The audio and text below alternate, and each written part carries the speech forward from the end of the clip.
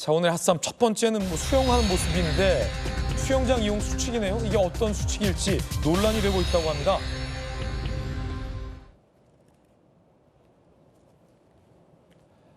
경기도의 한 사설 수영장에 붙은 안내문.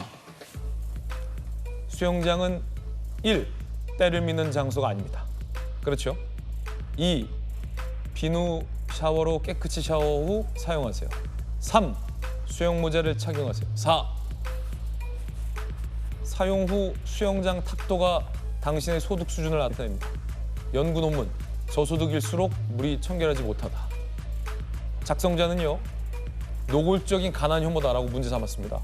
수영장 더러운 거랑 개인의 소득이랑 무슨 상관이냐. 혐오를 전시하는 안내문이다. 수영장 더러운 건 수영장 돈 없어서가 아니냐. 왜 이용자의 소득 문제를 따지느냐. 기분 나쁘다는 겁니다. 저소득일수록 몸이 청결하지 못하다? 좀 너무 황당무계한 수영장 안내문인데요. 이런 식의 어떤 뭐랄까요? 소득 수준에 대한 갈라치기?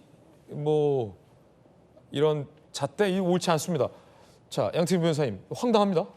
네, 좀 확실히 황당하고 저거는 굉장히 잘못된 표현이죠. 사실 저소득일수록 몸이 청결하지 못하다라는 그런 연구 논문은 좀 본 적이 없고요.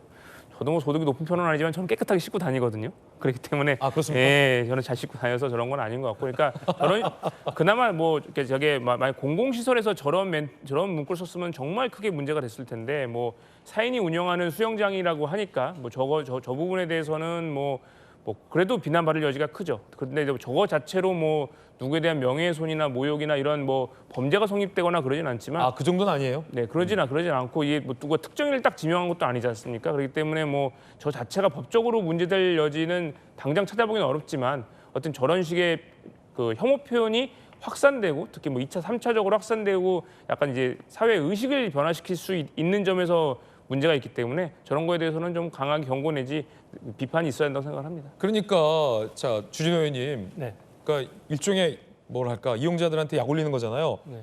깨끗하게 안 쓰면 당신은 저소득. 그거 아닙니까? 네. 굉장히 불쾌한 안내문이죠. 네. 이게 이번 일을 계기로 이제 혐오 표현에 대한 사회적 기준을 명확히 수립해야 됩니다. 그래서 지난 선거 기간에도 마찬가지고 선거 이전에도 학력에 의한 차별 발언이나 여러 가지 차별 발언들이 이어지면서 사실 국민들이 굉장히 불편해하셨잖아요. 근데 제가 구체적인 예는 들지 않겠습니다만 기본적으로 학력, 소득, 성별 이런 것에 대한 차별에 대해서는 엄격히 금지해야 되고 그것에 대해서 또 특히 혐오 표현에 대해서는 지금 여러 가지로 국민들이 통합이 문제인 것이 혐오 표현은 약간 갈라치기처럼 될 수가 있거든요. 네. 그래서 그 부분에 대해서는 저희가 신경을 많이 써야 되고 아마 전국의 저런 표현들이 이제 혐오 표현에 대해서 저희가 국민 의식이 더 깨어나고 또 사회적인 합의가 정립돼 가는 과정이라고 생각하거든요. 아마 저런 표현들이 점검해 보면 곳곳에 많을 겁니다. 많을 거다. 네, 이번 일을 계기로 네. 해서 언론을 통해서 알려지든 국민들께서 보고 알려지든 이번 보도를 통해서 또 각성을 해서 스스로 수정을 하든 이런 혐오 표현에 대해서는 좀 걷어내는 작업이 필요하고요. 이 부분은 이번 일을 저 표현 자체도 좀 굉장히 문제지만 이번 일을 계기로 이걸로 좀 정화를 하는데 좀 잘 활용해야 되겠다 이런 생각이 듭니다. 이제 뭔 연구 논문을 인용한지 모르겠지만 잘 씻고 안 씻고가 무슨 소득이랑 관련이 있습니까? 게으르냐 안 게으르냐 문제 아니에요. 게으른 사람은 안 씻고 부지런한 사람은 잘 씻고. 그것도 있지만 공중 도덕 관념도 문제가 있는 거겠죠. 근데 저는 일단 저 논문의 출처는 좀 밝혀줬으면 좋겠다 생각이 들고요. 어느 연구 논문에서 저런 연구를 했는지 좀 확인할 필요가 있다고 생각하고요. 네네. 그다음에 저런 문구를 부착을 했는데 거기에 대해서 전혀 저 사설 수영장의 사장이 문제의식을 못 느꼈던 것 같아요. 그러니까 앞쪽에 사실 수영장이나 이게 동네 목욕탕에서도 샤워 안 하고 그냥 물속 들어오는 사람들도 불쑥불쑥 있긴 합니다. 네. 그렇다고 해서 그거는 개인의 어떤 도덕관념이나 타인에 대해서 좀 배려하지 못하고 그런 위생관념에 대해서 좀 비판할 수는 있지만 그걸 가지고 그랬으니까 넌 저소득층이야 이렇게 하는 것은 이건 근거도 없는 이야기고 앞뒤가 안 맞는 이야기이기 때문에 그렇죠. 굉장히 잘못된 거라고 생각하고요. 오히려 타인에게 좀 배려를 해주십시오. 깨끗이 씻고 들어가 주십시오. 뭐 이렇게 하는 게 맞지 않았나 싶습니다. 좀 네. 과한 표현이죠. 저런 표현들은. 황당한 사건입니다. 자, 뜨거운 사건 함께하고 있습니다. 두 번째 사건 만나보시죠. 자, 안타까운 참사가 발생했습니다. 여객기가 추락하면서 많은 참사를 낳고 있습니다. 그 영상도 저희가 입수됐습니다. 함께 보시죠. 인도 에어 인디아사의 여객기가 현지 시간으로 어제 오후 1시 인도 아메다바드 국제공항을 떠납니다. 그런데 런던을 향해 출발한 여객기가 이내 땅으로 추락합니다. 이후 메이데이, 메이데이 비상선언을 보내고 상공 190m에서 신호가 끊겼습니다. 자, 이렇게 추락하는 모습이죠. 그리고 안타깝게도 폭발하는 장면까지 포착됐습니다. 다른 각도에서 촬영된 영상입니다. 비행기가 추락한 지점이 그런데 하필 공항 동쪽 인근에 위치한 의대 기숙사였습니다. 그래서 항공기에 탑승한 피해자뿐만 아니라 의대에 재학 중인 학생들까지 다수 사망한 것으로 전해져 안타까움이 낳고 있습니다. 이렇게 비행기가 이륙하자마자 다시 추락을 하고 있는 모습인데요. 폭발을 했고요. 인도 기숙사에 충돌을 하면서 인도 의대 기숙사에 있는 학생들도 다수 사망한 걸로 전해지고 있습니다. 자, 242명이 탄 인도 여객기가 이륙 직후에 추락을 했습니다. 현재 시신 204구를 수습하고 있는 걸로 알려지고 있는데 CNN에서는 290명이 지금 사망했다라고 사망자 수가 계속 늘고 있는 그런 상황입니다. 항공사 측은 탑승자 1명을 제외한 전원이 숨졌다라고 밝혔습니다. 굉장히 좀 안타까운 소식이고 얼마 전 사실 우리가 김식 교수님, 예. 우리도 이 여객기 참사가 있지 않았습니까? 무안공항에서 이 제주 항공 소속의 여객기가 이 비상 착륙을 시도하던 중에 이 시설물과 부딪혀서 많은 우리 또 국민들이 사망하는 참사도 있었는데 이게 남일 같지 않군요. 그렇죠. 사실 대형 참사가 이렇게 생길 때마다 정말 저희들이 일단 깊은 애도와 함께 정말 안전에 대한 우리의 중요성들을 충분히 생각하게 되는데요.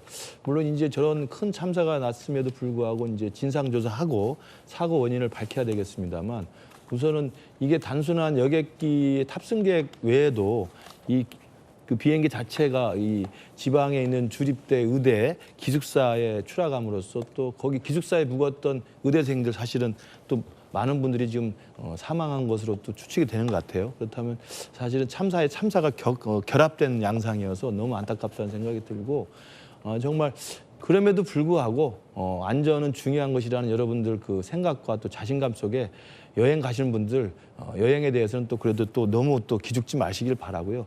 항상 어저께 그저께인가요? 우리 여기 이재명 대통령이 뭐 이태원 참사 현장에 가서 안전을 강조했다고 제가 기사를 봤는데 정말 비행기 사고를 보면 끔찍하고 너무 대형 참사로 이어지기 때문에 정말 저희들이 할 말이 없습니다만 생활 곳곳에서 그리고 국가 전체적으로 안전에 대한 문제를 시스템적으로 어떻게 관리하고 또 막을 수 있는지에 대해서는 정말 100번 강조해도 부족함이 없다고 생각을 합니다. 네. 자, 지금 생존자가 1명 나왔고요. 굉장히 기적적으로 생존을 한 명입니다. 특히나 이제 추락한 현장에서 걸어서 나왔어요. 이렇게 기적적으로 생존한 1명입니다. 이 비상구 쪽에 탑승한 걸로 지금 알려졌고요. 추락하는 그 찰나에 비상구에서 이제 뛰어내려서 극적으로 산 걸로 지금 보도가 되고 있습니다.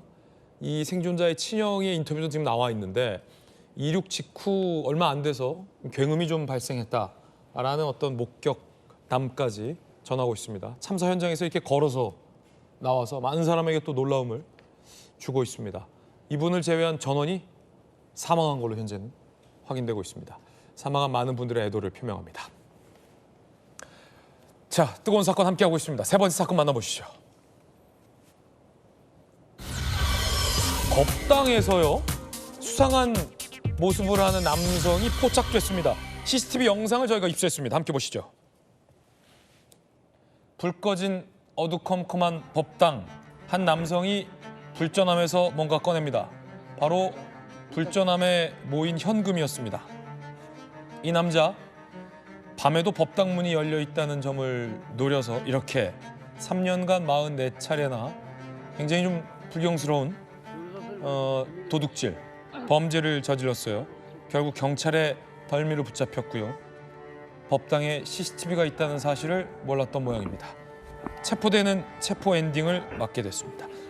얼마나 훔쳤을까요? 사건의 전말 함께 보시죠. 3년간 사찰 5곳을 돌며 44차례 범행, 불전함 속에 현금을 훔쳤어요. 그게 이 저 돈 넣는 곳 있잖아요. 그래서 그 양면 테이프를 감은 옷걸이로 삭삭삭삭 넣어서 현금을 꺼낸 거죠. 800만 원 상당의 현금을 꺼낸 겁니다. 경찰이 잠복 수사를 했습니다. 야, 이 경찰, 이거 어떻게 또 첩보가 있었나 봐요. 이번엔 이 법당이다 라는 첩보를 받고 밤에 잠복하고 있다가 그 자리에서 그냥 덮쳐서 현행범으로 체포를 했습니다. 자, 뭐 수사 경험의 노하우가 많은 우리 주검사님, 여기 첩보가 있었던 것 같아요. 네. 현장에도 혹시 주진호 검사님도 나갔었어요 옛날에? 뭐 직접 나가는 경우는 드물긴 하는데 나가는 경우가 있습니다. 그렇군요. 미생 사본 같은 경우에 나가는 경우가 있는데요.